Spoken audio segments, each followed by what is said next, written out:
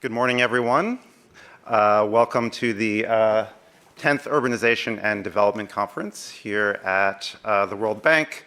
My name is Nate Baum-Snow. I am an incoming professor at the School of Government and Policy at Johns Hopkins University. We'll be hosting this event tomorrow, and I really am looking forward to these 2 days seeing all sorts of great research and policy engagement surrounding cities in the developing world. We are so happy at Johns Hopkins School of Government and Policy and the School of Advanced International Studies to be able to be involved in this event along with IGC and George Washington University, who is hosting an event this evening surrounding this conference. At the School of Government and Policy, we are brand new. We're opening our doors to students in about a year, in the summer of 2027. And one of the focuses we have is cities, urban policy, and urban governance, and effective service delivery and management of cities. And so it seems appropriate for us to be involved in this event, and it's really a great pleasure. Just one point of logistics. When you come tomorrow, we're at 555 Pennsylvania Avenue. Please bring your badge so you can come in quickly if you will be there tomorrow, and we look forward to welcoming you. So with that, I want to hand it over to, in a minute, Gilles, who will tell us some more about this conference and the World Bank side of things. Thank you.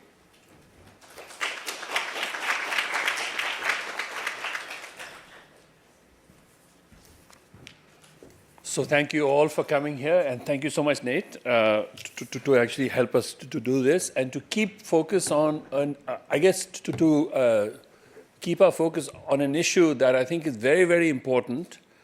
Unfortunately, for those in this room, urbanization is really important, but not that urgent, because the urgent things always get a lot of attention. So these days, we are rushing from one urgent, unimportant thing to another urgent, unimportant thing.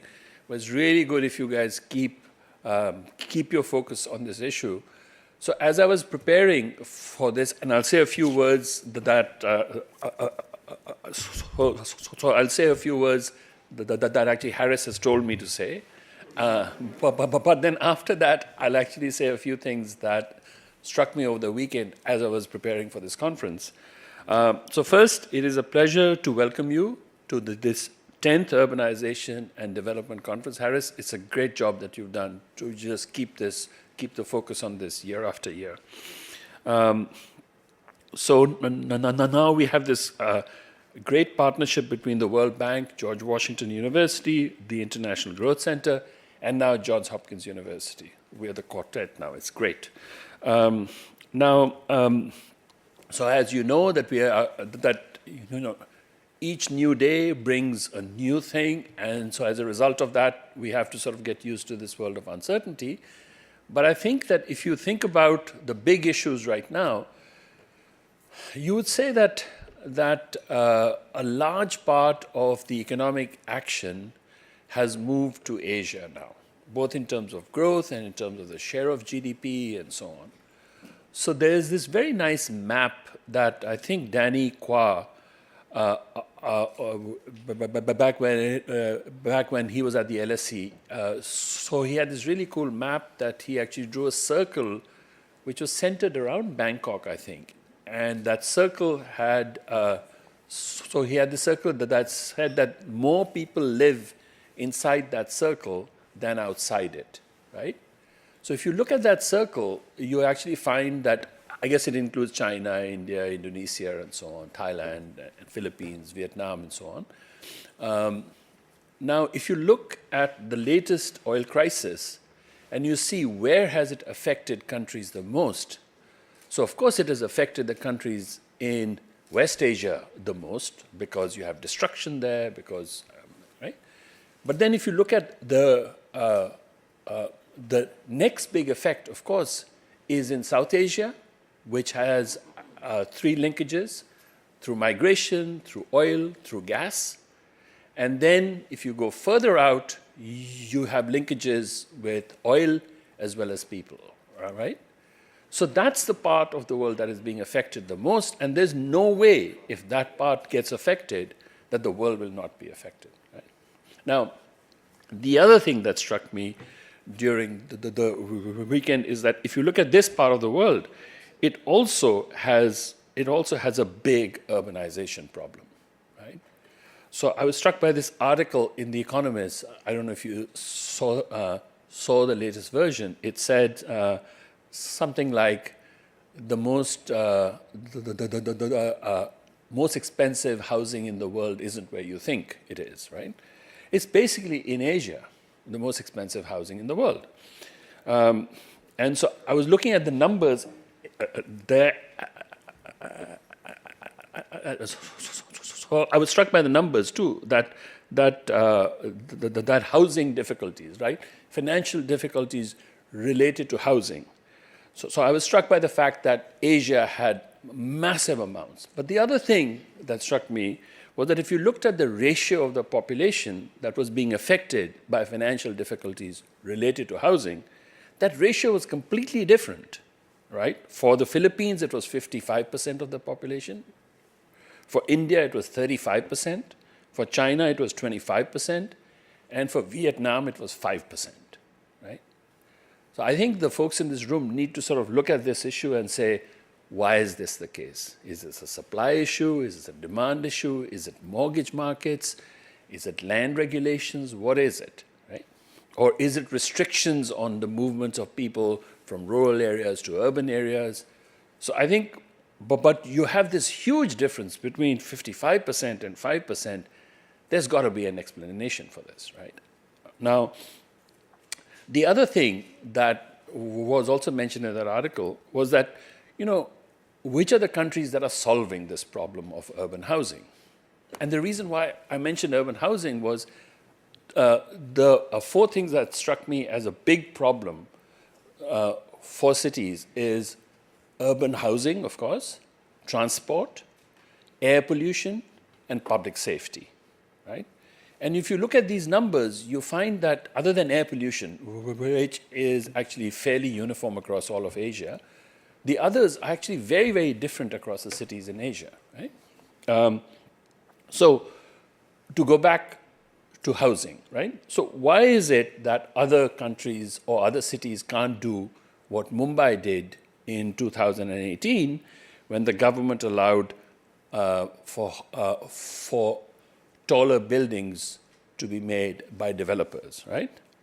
So I know that there is this article by Geetika Nagpal and Sahil Gandhi who found that increased housing, that just allowing taller buildings in Mumbai in 2018 increased new housing space in the areas affected by about 50% and dropped rents by about 25%. Those are like huge effects, right? So why is it that we are not talking about just that, saying allow for better utilization of space, whichever it is?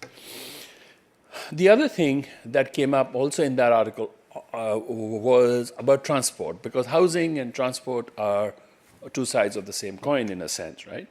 So why is it that national governments don't get more into coordinating transport systems in huge megacities like Tokyo did? Why is it that other countries, actually other national governments, don't get into that more? And sooner or later they will have to, especially if you look at the sprawl, for example, in the case of Jakarta and so on. So what are we doing to actually help to start to inform the role of national governments versus cities versus states, right? The third thing that struck me was that when I looked at safety indicators, and I thought that all the cities in northern India would have really bad public safety indicators, right? And all the cities in South India would have really good safety indicators showing. But the thing that I was struck was that when I actually looked at this, I found that for Mangalore, India, so that is as safe as Beijing, and Beijing is a safe city. But Bangalore, India, is as unsafe as Baghdad, okay? So why is this the case? So obviously, it's not just these economic fundamentals and so on, it's other things that matter too. And then the other thing that struck me was, why is Kolkata so much safer than Dhaka? I was struck by that. I would have thought it would be the opposite. But Kolkata is much safer than Dhaka is. Okay? So I have some hypotheses on this, but that struck me as a surprising thing. And then air pollution. I know Shomik is working a lot on this issue with folks at the University of Chicago, led by Michael Greenstone and others. But air pollution is like a huge, huge issue. So for all of these reasons, I think that we have these really important issues that we should be thinking about, and we shouldn't get distracted by the latest thing, right? Whether it is climate or whether it is conflict or whatever it is, because I think that one should keep one's focus on, the people in this room at least ought to be keeping a focus on the health of cities, the efficiency of urbanization and so on, because I think that the future of Asia depends on the future of Africa depends on this, and the future of the world depends on what's going to happen in Asia and Africa, right? So one of the things that I found at the World Bank was that when you sort of look at a team that is a professional soccer team, so if you take a look at the field, you can't tell where the ball is from the positions of the players, okay? Because everybody's playing their position. On the other hand, if you go to a primary school football game, right, you see that you know exactly where the ball is, because other than the two goalies, everybody's there, right? So we are a lot, at the World Bank, we are a lot like a primary school football team, okay? Whatever the latest, shiny thing, everybody's jumping on it, right? So I think it's really good that we have people like Nate here, because I think that actually universities are much better at that, because people play their specialized positions and they continue to play. They don't feel the need to reinvent themselves to be the expert on the latest thing, whatever it is, climate or jobs or whatever, right? So I think it's really good that you are that we have this partnership with George Washington University and so on, and we have specialists like Gilles here, who will actually who have stuck to what I think is perhaps one of the top 3 most important development issues that we are facing today. So with that, thank you so much for actually indulging me by listening to things that I've just learned over 2 days of the weekend reading The Economist rather than. Okay.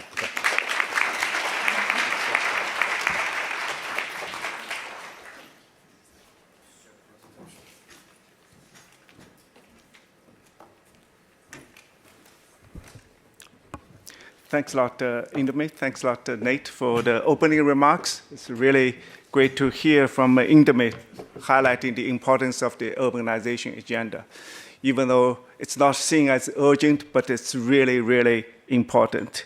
It's actually, in some of the regions, probably can be quite urgent if we define urgency not as 1 year, 2 year, but 25 years. I think in sub-Saharan Africa, the work shows we actually have about 25 to 30 years for urbanization to reach saturation, and we have only 25 to 30 years to make it right. Thanks a lot, Indomit. And I'm really glad to hear also your highlighting of the issues such as housing, transport, urban safety, air pollution, which are sort of very important. My name is Ming Zhang. I'm the Global Director, World Bank Group, Global Director for Urban Development, Subnational Finance, Tourism, and Disaster Management. So as our group, we work on the policy and the solution side. We don't directly work on the research side, but the research is really important for us to inform the policies and the solutions that we design with our clients. Also, with the work we have with our client, both public and the private sector, we provide a lot of research questions for researchers who are present here to do studies. So this is a really important relationship that we have on the economic research. Congratulations to the 10th Urbanization Research Conference. Last year, I also attended in Cape Town in South Africa, the first time that was held in the country outside the US. So today, I won't spend too much time. My main job, as always, it seems in my research attendance in the research conference, is to moderate the keynote sessions given by Professor Duranton. Professor Duranton is Dean's Chair in Real Estate Professor in Wharton University of Pennsylvania. He has research on a lot of urban issues, transportation issues. Last time that I was moderating the session, Professor Duranton was talking about transport. So today, let's hear him on the urban side. Gilles is currently also the president of Urban Economics Association and the chair of the Wharton Real Estate Department. Let's welcome Gilles.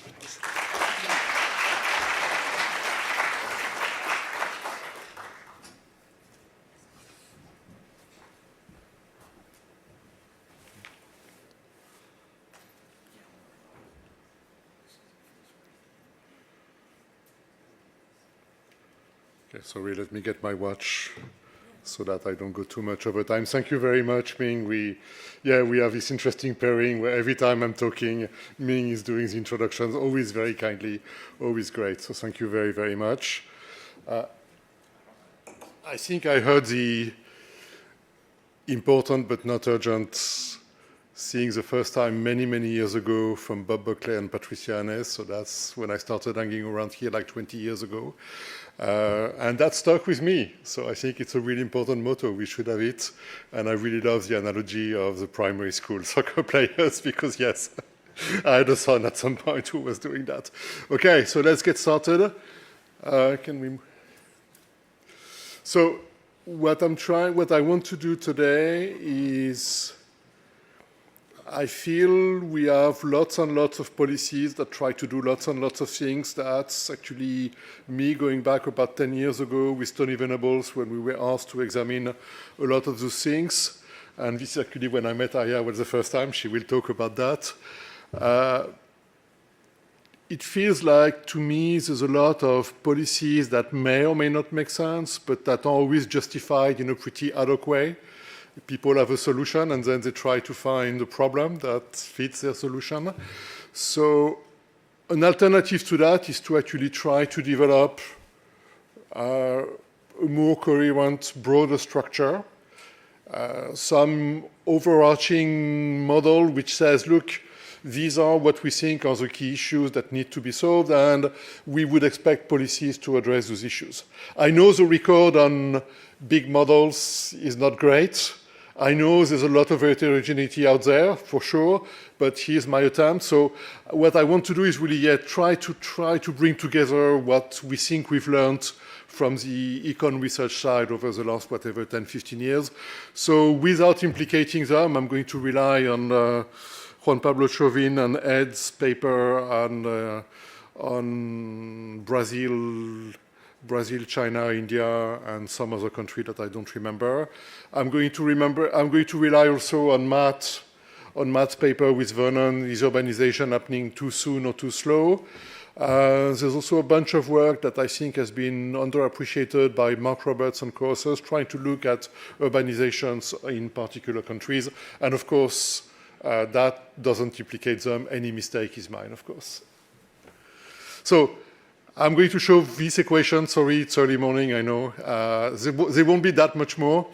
So it's really some equation that talks about location choice, rural dweller trying to choose between top going to the city and what he or she would get in the city versus staying in the countryside. So there are some elements associated with this choice, which is the wage in one versus the other, the price of goods, the consumption goods that we have, again, in one location, the city versus the rural hinterland. There's the price of housing and transportation, like in the mid-size, those two things are mirror images of each other to some extent. People have some preferences that may be also time-dependent and depending on their on where they've been before. So for locations, that's my B0, BI term, and there's a cost of moving from one to the other. What I'm going to argue is that on the earning side, wages in cities are immensely higher. Price of goods, that's complicated. I won't go too much there because there's lots of complications. Let's agree, or maybe not, that this is only a small part of that equation. Price of housing and transportation, yeah, this is really big deal. The Economist, I think, is on the money, particularly so in the largest cities.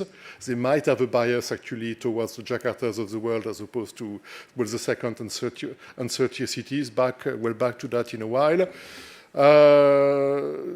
These BIs, the local effects, the local preferences having to do, with your social network, friends, family, safety, of course, all those other amenities.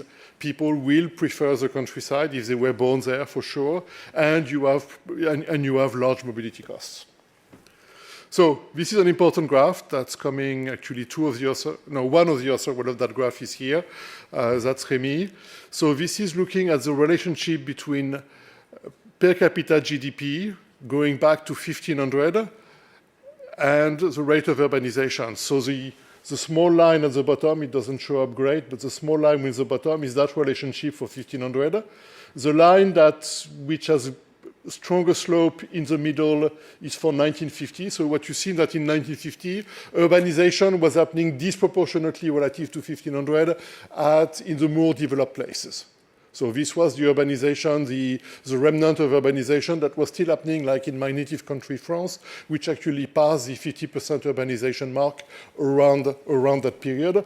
And then the last flatter, higher line is for 2010, where we see there's actually a lot more urbanization, particularly so in poor places. So that's a salient feature of urbanization. That's where I want to start from. That's where I want to start from. It's the idea that urbanization today is happening at much lower levels of development. And my argument is that because it's happening at much lower levels of development, maybe the experience of European countries, of North America and Japan, maybe that experience is not completely relevant because things are happening very differently in those places as with that poor urbanization happening. Plus, of course, also the emergence of poor megacities, whatever the Dakars, Manilas, Lagos, and Kinshasas of the world. Kinshasa is the second largest French-speaking city, actually coming close to being the largest one at some point. That's Paris with whatever 12, 13 million people, like Kinshasa. I think there's about 10, give or take. And then the third largest, maybe Montreal, with like 4. So that's pretty extraordinary. Next slide. So why is that happening? I think a big part of that story goes back to the Green Revolution and the fact that those places are able to feed through more productive agriculture, not that greatly productive. I'm going to argue very poorly productive, but better than before, and some openness to trade. So that goes back to Matsuyama's famous paper many years ago. A reduction of the food problem. Not a complete elimination, of course. There's still a lot of malnourishment in rural areas and in cities of the developing world, but it's not like the world of whatever 17th century Western Europe. Another big difference is now urbanization is taking place as we have a transportation technology that's very different from what was happening back then in Europe, in the US, where people can actually use motorized vehicles through informal transit with all sorts of complications, and also increasingly so today through motorbikes, which represent a disproportionate share of the mileage in places like Jakarta, for instance.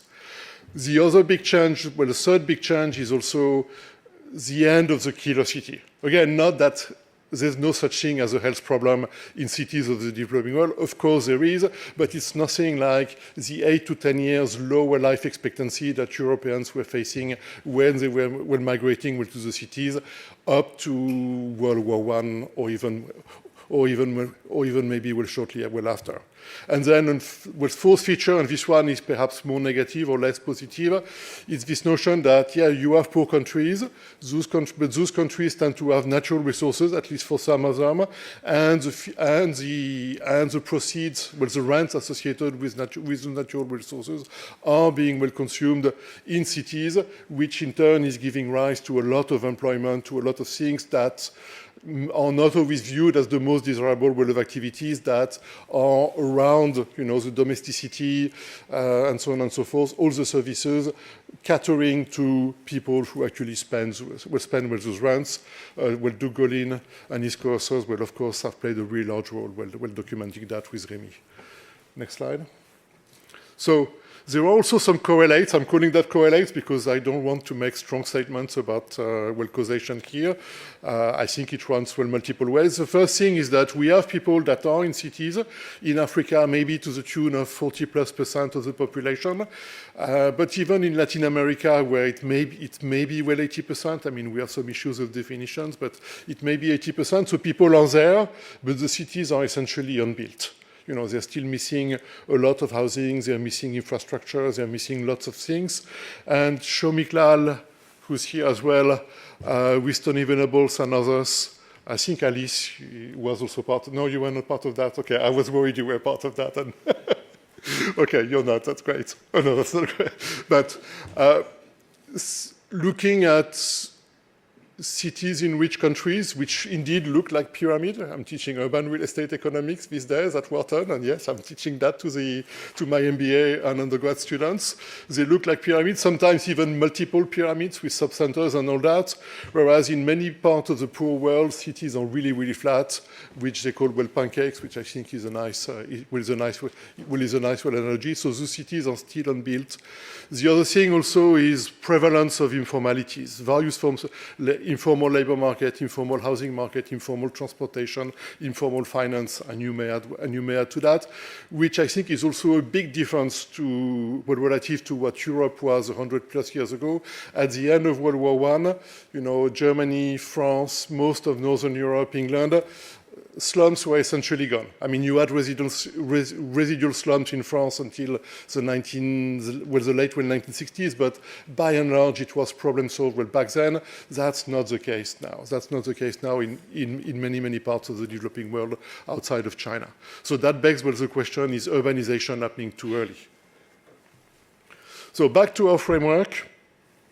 I think there are two sorts of explanations. Actually, I realized they were not fully consistent with each other. So I'm going to go with the first one, which is this notion of urbanization without growth. And the way I'm rationalizing it in my framework is that, yeah, wages in cities are immensely larger, but the other terms, the price of housing and transportation, people's preferences for the locations they were born into, and the cost of mobility, all of that at some level overwhelms the wage differences. That's why you can have this urbanization without growth, because it's not that the wage plays no role, but I think it plays, from the results of that literature, it plays a reasonably small role. Whereas the too early urbanization thesis actually relies on the fact that wages are distorted in cities, maybe because of some favoritism, maybe prices are too low for housing and transportation, which I don't think is really the case. So here, that's actually, those two explanations cannot both be true at the same time. And again, it's a continuum.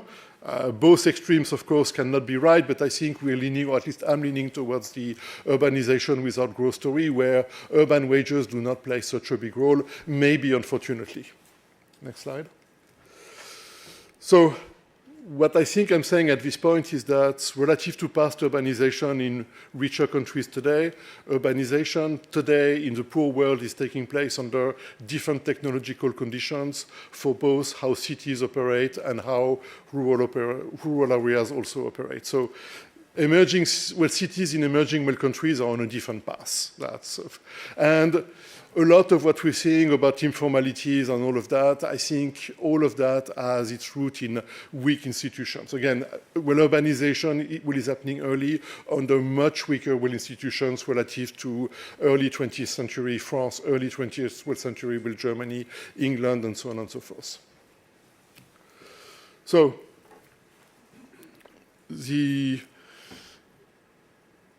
one other, after urbanization taking place at lower levels of development, another key feature, I think, of the data that I think is really, really important is there's a large agricultural gap in poor countries. So it's been documented in all sorts of ways, and Gilles in here played a really important role in that. You know, you're seeing a sevenfold 7x. Yeah, I'm a business school professor. I write those things without even well thinking. But we're seeing from like a sevenfold gap in labor productivity between agriculture and non-agriculture in the poorest parts of the world, and that's been confirmed in all sorts of ways by measuring physical productivity, measuring microdata, measuring consumption with consumption data, and so on and so forth. So I think it's a strong feature of the data. And despite being immensely less productive, agriculture still employs whatever 50% plus of the workforce in many, many countries. So that has, if we take that from an accounting perspective, that has huge implications. Even with a fivefold gap only instead of sevenfold, if you reduce agriculture from about 60% of employment to about 30%, that's 50% growth in GDP right there. So like here where the numbers are pretty staggering. I'm not saying we should remove forcibly people from the countryside and bring them to cities. That's not what I want to say here, but the potential is really, really large. And what I like about this explanation is that it's also consistent with the high levels of interpersonal inequalities that we observe in many countries, and the really, really high level of regional disparities that we also observe in many, many countries, because those places that have a lot of farmers are going to be very, very poor, and places where, and regions with more cities are going to appear as being much richer, at least in the data. Next slide. So where does that come from? One extraordinary fact that I discovered a few years back, also coming from Gilles, is that a farmer in a poor country is using about only 3% of the land of a farmer in a rich country. So farming is a decreasing returns to scale activity, right? We are way, way far with the region will have decreasing returns here. On top of that, farmers are often isolated. They lack some division of labor. There's also a very lively and I think pretty convincing literature from led by my former colleague in Toronto, Diego Strucha, which says that land is also grossly misallocated because the land markets are not functioning. So you have good farmers farming very, very small plots of lands, not very good farmers moving much larger plots of lands. In the Western world, that gets resolved by the better farmer buying land from the less good farmer. In a world of insecure property rights, that's not happening, and that's a big problem. Well, they're saying that maybe 50% of the gap is associated with that. There's a very large developmental literature that talks about technology, equipment, and all of that. So I'm not going to dwell too much on this, but this is really, really important. And there's also this assertion that I'm going to develop that there's negative sorting into farming. Like you have the people who stay in farming and those who maybe lack the skills to go and work in the cities. The findings in this literature are highly disputed. So I worked on sorting within rich countries in France. So we did that many years ago with my French co-author. There's a parallel literature that looks at that in poor countries, and they have very disputed findings. Next slide. So my preferred interpretation is that the results, the returns to going into the cities may not be quite as large as the sevenfold that we observe in the raw data, but there's still maybe 25%, 30% returns to be achieved right there, which is still reasonably large. And then there's a bigger policy issue behind this. If those farmers are, even if you take the Alvin Young interpretation that, it's all about sorting and those farmers are so unproductive, keeping them into farming we need to worry why they're so unproductive. I mean, there's nothing that says that mankind has a 60% of mankind that is going to be incredibly unproductive forever. So we need to do something about that, and I think we'll do something. Indeed, we'll go through urbanization. Maybe the first generation is not going to do too well. There's an old paper by Bob Lucas that was talking about that, but over time, these people are going to do better, and that also points to education. I know Paul Romer hates when we talk about education. He says, oh, it takes way too long, but unfortunately, I think it's also part of the story. These people have not been educated right from the start. Many of them still cannot read and write, and so on and so forth. So that's something really well to think about. So even if you think it's all about sorting, we still need to do something here because there's no reason why these people should remain that poor. And this result is consistent with what we observe. Garrett Bryan, Mushfiq Mubarak on temporary migrations. That's also consistent with the very careful general equilibrium modeling for Indonesia of Melanie Morton and Garrett Bryan again. That then begs maybe some issues. If the best farmers go and work in the cities, what's going to happen to, but still there will be some it looks like there will be some large aggregate gains from what the literature says. And again, even if the gap is only 30%, what is to be earned in cities above what people earn in the countryside, you still need a large outflow of farmers to equalize that by taking your typical estimates of decreasing returns in farming. And if you account for misallocation, you may need to have up to 70% of farmers to leave so that we can reach some equalization. So what I'm saying here is that there are some really large migration push factors away from the countryside, away from rural areas. So that's what Matt and Vernon call is urbanization too slow. Next slide. So why don't those rural dwellers move to cities? The first thing is, in my equation from the beginning, is there are some mobility costs, and from the survey by Forhad and Harris, those mobility costs seem to be really, really high. You know, when you move away from the city, you're losing your insurance in rural areas for idiosyncratic risk, where people, you have a bad shock, you get insurance from the others and vice versa. Those things do not insure you against village level risk, of course. But this insurance is no longer well available in cities, so there's a lively literature back to Rosenweg, Munshi, and some others from many years ago. So I think it's a well-established fact. Rural dwellers also lack skill that can be transferred. My preferred example is for Indonesia, where they force people to relocate to other islands. And my colleague, Maisie Wong, with Sambadzi and others, wrote a really nice paper about that. And indeed, a big decline in skills. If you are able to do farming in one place, you may not be able to do even something that looks really, really close, like farming in some other place. Migration also seems to involve some cost of distance and some fixed cost of migration, which people either are unable to pay because they're too poor, so that goes back to Gordon and Son and the literature from many years ago, or that people are unwilling to pay those costs, maybe because they don't have the right information, they don't know how much they actually stand to gain. And when you leave the countryside, you're also losing your land because, again, of property rights that don't work well. So, reaching the end of the talk. So then, people, why don't you move to cities? There's strong pushes, but it's really costly, and then there's a lack of urban pool. So, a first version of the lack of urban pool is you move to a first-tier city. This city is going to be really large. There are not that many of them. That's the places we go to well often, but when you look at the map, it's not that many of them. So they tend to be remote for most people and pretty costly to access.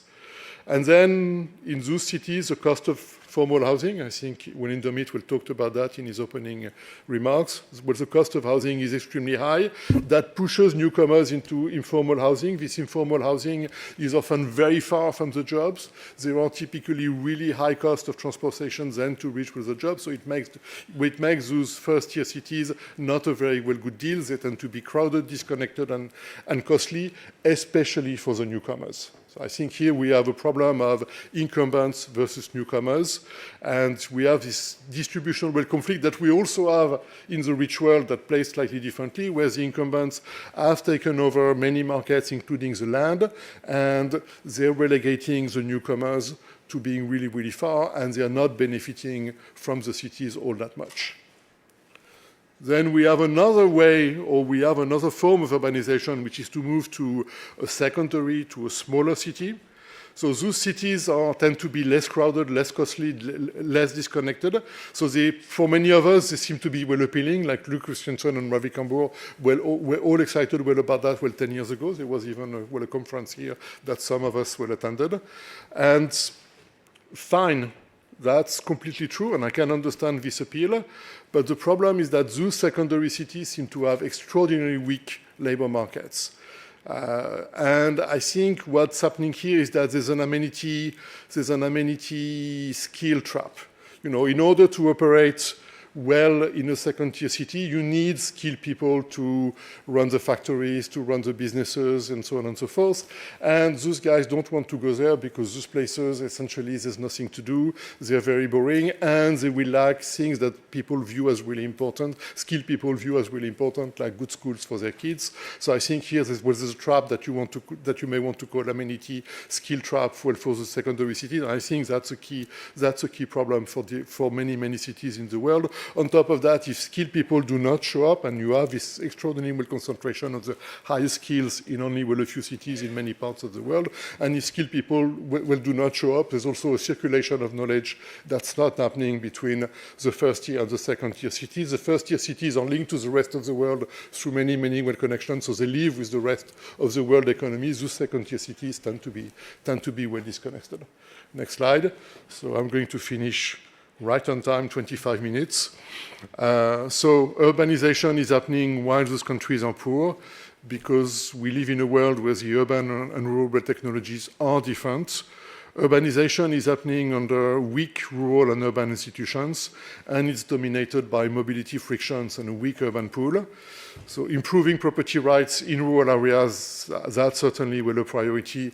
I'm not sure, that's not my area, but I view that from the data as something that is really, really important. And for cities, the policy problem is twofold. You want to break the secondary city skill/amenity trap and make large cities work for newcomers. I have no idea how we can do that, but we have the whole day to figure it out. Thank you very much.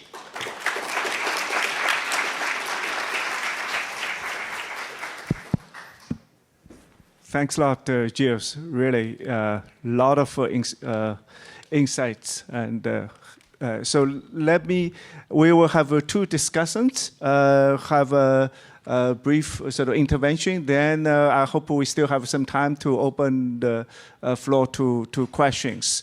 So first of all, we have Forhad Shilpi, who is a senior economist with the Development Research Group of the World Bank. Forhad, please. Thank you very much. I was just thinking that going after two very good speakers like Indermeet and Gilles, I have to go like the elementary school soccer player here. Thank you very much, Gilles, for a very thought-provoking and stimulating talk. I think, the key messages that I get, at least to me, from his talks are, countries are urbanizing while poor, and that actually does not surprise me a lot. If you look at the relationship between mortality and income, I would think that it is actually very similar, simply because, a lot of health investment had happened in the meantime. What is the thing that to me was most interesting was this evidence that on the one hand, there are too many people or in other words, too many farmers in rural areas because of migration restrictions, weak property rights, and so on. On the other hand, you are in a situation where it seems like there are too many people in urban areas too. It's simply because urban areas does seem like they have not found their footing in terms of generating employment and providing good living conditions. That seems like a very interesting puzzle to me. Gilles also gave us some, laid out some promising policy areas to discuss. So in my discussion, what I would do is, I would kind of take from where Gilles left and try and tell you that, in areas where more research would really help guide policymaking. Okay? With that, let's just first consider this imbalance, kind of the spatial imbalance of too many people in both places. How do you go about it?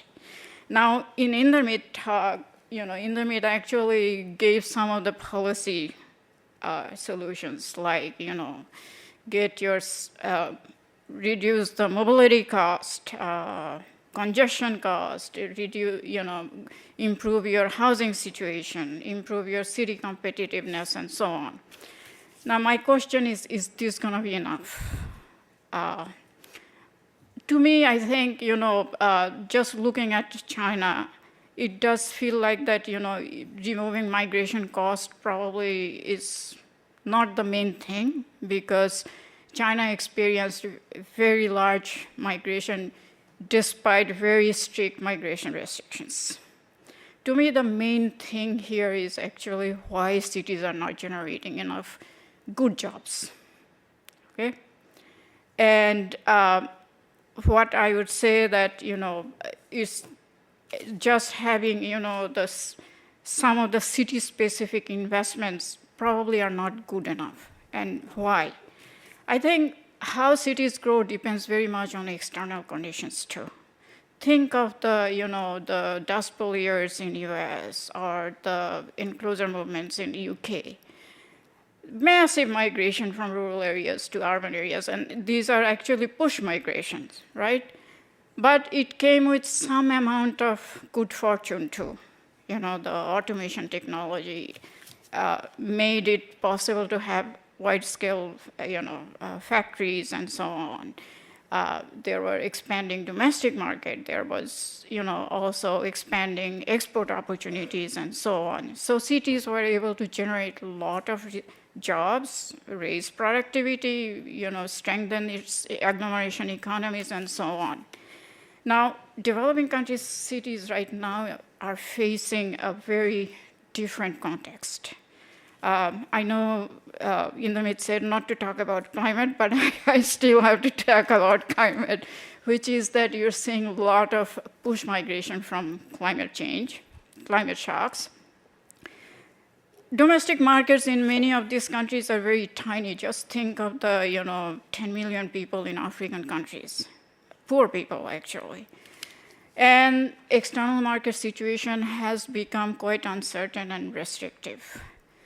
And new technologies are making, projections about what jobs are going to be there,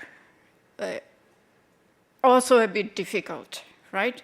And given this situation, the critical question here is that how can countries as well as cities tackle these challenges, and also at the same time seize the opportunities that are emerging, okay? And I am going to, take off again from what Gilles suggested in terms of policies and add some more things and say that, research in these areas would help. My first wish list would be actually to think about what would be the geography of opportunities. So basically, again, going back to how farms and households and people, workers will sort across space, given the internal constraints that highlighted by Gilles, external shocks, as well as countries' comparative advantage. What I have in mind is like, many of you may have seen the maps of economic mobility in the US that's done by Raj Shetty and his co-authors. Similar maps, can we have maps saying, what are the potential and what is actually happening? This would be very useful for the policymakers. The second thing is that, again, job generation, you have to think about how technology is going to be adopted and diffused in the urban space and across the country, the whole economic geography. And in this case also, the question would be that, what would be the economic geography of technology diffusion? What would be the implication for that, for job growth as well as inequality? I think that is an issue that's becoming quite important. Can cities do something on this front, like, innovation, creating innovation hubs, can they do something also to speed up the diffusion process, diffusion of technology across firms, and can they do something to strengthen the spillovers, spatial spillovers? The third thing I would say, coming back to Gilles' secondary cities, this is a very important aspect, this skill trap that Gilles has identified. But what do we do about it? Is it just a matter of having more amenities and so on, or is it, something we would need something like a new industrial or location-based policies? We know from experience that the benefits from these things vary widely across countries. They are successful in very handful of countries, but not in most countries. What do we do about it? Third thing, again, something that somebody said Paul Romer didn't want to talk about, but I do want to say that we do need to figure out how to educate and prepare rural kids for skilled urban jobs. In old days, for manufacturing, literacy and numeracy was good enough. Now, jobs are becoming a lot more skill intensive, and I think there is need to understand how you can deliver good education in rural areas so that when these kids come to cities, they are able to get better jobs and able to contribute to cities' growth too. So finally, I have to say again, thanks very much, Gilles, for a very thought-provoking and interesting talk. Thank you. Thanks a lot, Forhad. Next, as discussant, I will ask Ayah Mahgoub, who is a Senior Urban Development Specialist with the World Bank. Thanks, Ming. And Forhad, you are definitely not an elementary school player. That was a great set of comments. Gilles, that was a great presentation. I've enjoyed year after year watching you give the state of the art in terms of where we are in understanding urbanization and development. And I'm going to speak today a little bit about how to then think about different solutions that our clients have introduced that are promising or that are starting to show some results. And I'll start first by saying that I do agree with Gilles that when it comes to the tier 1 cities, a first order challenge is affordability. And when it comes to secondary cities, the skills challenge is huge. And yet, because of the complicated political and administrative context our clients are operating with, second best solutions are going to be very critical. So some of those Forhad already alluded to. I'm going to share a few examples at 3 spatial scales, so national, regional, and local, to give you a flavor of what experiments are being done, what results are being seen, and where kind of future avenues for collaboration between researchers and practitioners could move. So first, at the national scale. So here, one of the key challenges for decision makers is understanding which cities or regions to focus on when it comes to the objective of enabling more and better jobs, enabling growth. And one solution that's being tested is a national initiative for enabling growth hubs. The government of India asked for support from the World Bank and the Asian Development Bank a little over a year ago to help it develop a knowledge framework for cities as growth hubs. Shortly after releasing this knowledge framework, the government announced a $12 billion Urban Challenge Fund. And the idea behind this fund was to both surface innovations from subnational authorities. It was a competition for them to submit proposals. And there was a requirement that there would be a component of co-financing from the private sector. So this is a really important feature across the three approaches I'm going to share with you, which is this idea that to understand what could be these ideal second best solutions, engaging with the private sector is critical, as is introducing results-based, evidence-driven solutions. So in the case of India, it's early days, the jury's out on how this initiative is going to perform, but it is a very important space for a lot of developing country officials to be looking at to see if this could make sense in their context. And where there are already multi-city annual performance assessments, which many countries in low and middle income settings have, those could potentially be reoriented to incentivize these types of growth hubs in the future. So the second approach that I'm going to share is at the regional level. And here, oftentimes, the challenge is identifying what are the solutions that are going to be most efficient, that are going to give the biggest bang for the buck in context of constrained resources and know-how. And here, a solution around engaging the private sector in a public-private collaboration to identify the most binding constraints and start to prioritize interventions, both those that the public sector would provide, public goods, but also those that the private sector would bring to the table. This becomes really important. And our colleague Tristan Reed has produced some recent papers on how to do industrial policy and public-private dialogue in more effective ways. And so there's some really useful design principles there. And we're complementing that work with support from the Korean government to offer guidance to subnational authorities. And that guidance is going to draw from the experience in Egypt, which I dropped the reference, Gilles, so I'm not going to share how we shocked you a decade ago, but suffice it to say that when Gilles and Tony Venables interviewed Axel Baumler and myself on the design of this program to support the government of Egypt, shock was on their faces. But a decade later, I'm happy to say that, that the results have been quite impressive. So there, what the government of Egypt decided to do was test a new model for regional development, where they support cluster dialogue, so specific clusters that show unrealized potential. They supported plans, so bringing the private sector and the public sector together to develop a roadmap for developing these clusters, and then results-based financing. And they started small, so they started with 2 governorates to see if this approach would work. And when it did, they then scaled up to 2 additional governorates. And then when they saw results across the 4, they've now requested support from the World Bank Group to scale to the nation.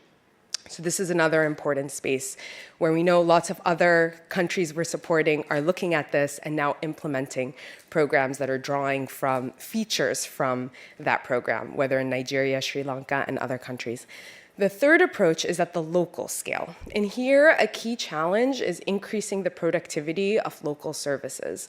Now, this is kind of the stepchild of the development world in the sense that the development community has been chasing after the increasingly holy grail of tradable goods sector development. And so there hasn't been as much attention to how to increase the productivity of local non-tradable services. But as Danny Roderick and others have been advocating more recently, it's really important to think about this sector because it does employ the majority of the labor force in low and middle income country cities. And so here, the city of Buenos Aires offers a really interesting example where what they introduced was a local economic development center in a neighborhood that they targeted, which was a low income neighborhood centrally located in the city of Buenos Aires that they wanted to integrate economically, socially, and physically. And so from a economic perspective, they took a no man's land that used to be a place with illicit drug activity where people would not spend time. They retook it. They built a local economic development center there, offered training, labor market intermediation, business development services, small grants for local entrepreneurs. And they facilitated private sector investment in plots of land very strategically to try to bring specific types of economic activity to the neighborhood. They facilitated a gastronomic cluster. They facilitated tourism. And what they did all along was to assess. They developed rigorous assessment systems and feedback loops to keep shifting the design and the implementation of the programming of the center, so that as they learned what was working and was not working, they were able to be nimble and shift the support that they were offering members of this 50,000 person community.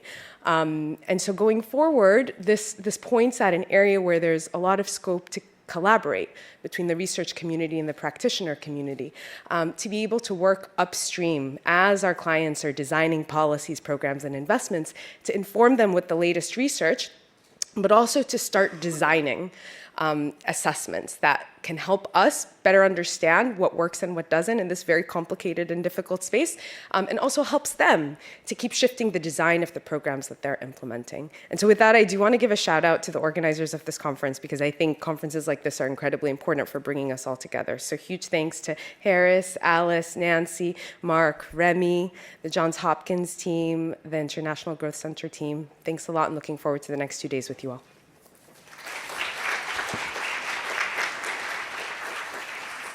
Thanks a lot, Ayah. So Forhad and Ayah raised some very interesting issues: geographies of opportunities, skill trap, place-based policies, how to prepare the rural kids in terms of skills, and the policies, examples that are being done to address some of these issues at national, regional, sort of local level. I just want to pass on to Gilles for some reflections, response. Harris, Alice, let me know. Probably, I'm not sure we have time for the questions. No, so just after Gilles, we'll stop, finish this session. Okay, thank you very much. Thank you very, very much, Ayah and Forhad, for your comments. We've known each other for many years, and there's lots of things we agree on. Here, let me try to step back. There's some underlying thought that I did not make fully explicit for lack of time in my talk, but probably now is the right time. I think it's useful to distinguish between the proximates and the deeper causes of dysfunctions under development. And, you know, as addressing the proximate causes, sometimes it feels like treading water, right? You're trying to improve something, but the fundamentals are not good. The sort of thing that I have in mind here, yes, all those policies trying to improve cities in all sorts of ways, better transportation, which is the bread and butter of what I usually talk about, by the way, improving transportation, improving housing, and all those things. I think that's important, but at the same time, yeah, you also need to address the deeper causes, and this is here where, you know, there's better institutions, better education of people, and that's a hard task. So I think also, like, when you do those proximate policies, the model that I have in mind actually goes back to Tim Besley and Guido Tabellini, where you have some quality measure of institutions, and you can try to improve those institutions directly, or by actually trying to push for good policies.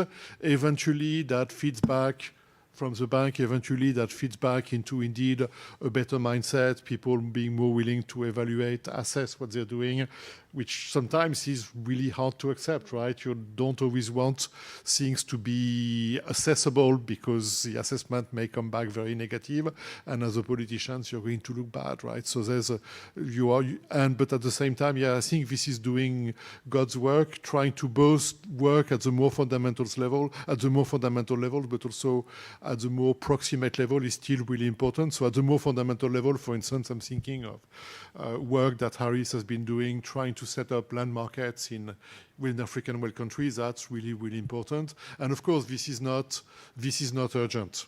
This is not urgent. This is really, really important, but this is the extreme case of being not urgent. So I think we should still have really high regards for that, value that, because at the end of the day, in 2 generations, this is what's going to stay. yeah, we have an oil crisis, that's really important, and all of that. And yes, one of my friends at the ADB wants to do something with the data we collect, try to see the effect of rising oil prices, because they don't rise everywhere in the same way, on traffic congestion, because we have the right data. And yeah, it's a fun project, and it's easy to get sucked up into the things, but at the same time, we shouldn't lose our north and really try to think about, indeed, what this is going to do long run in terms of better institutional framework, so that actually at the end of the day, those places function better through either direct action here or through some proximate policies that eventually will feed back into better institutions. Sorry, I took way too long. No, thanks so much. So sorry that we don't have time for the questions and answers, but I think this is a very nice sort of opening sessions. The list of issues that Gilles sort of highlight on the screen. I think it's really important for us to discuss the technology, the institutions, property rights, and the policy challenges, how to make secondary cities more competitive and how to make large cities more affordable and attractive. I think these are the policy issues that we are all grappling with, and hopefully the next 2 days will give if not give the answers, but at least to shed some light to some of these issues. Thanks a lot to Gilles, Ayah, and Forhad for the opening session. Thank you.